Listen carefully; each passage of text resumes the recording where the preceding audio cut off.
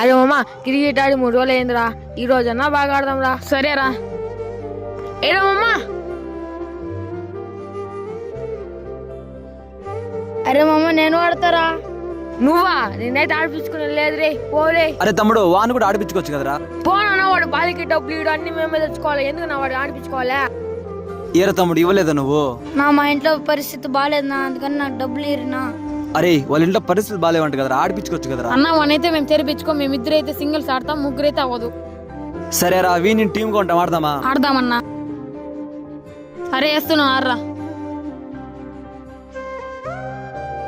Out out out out out out అయిపోయాడు.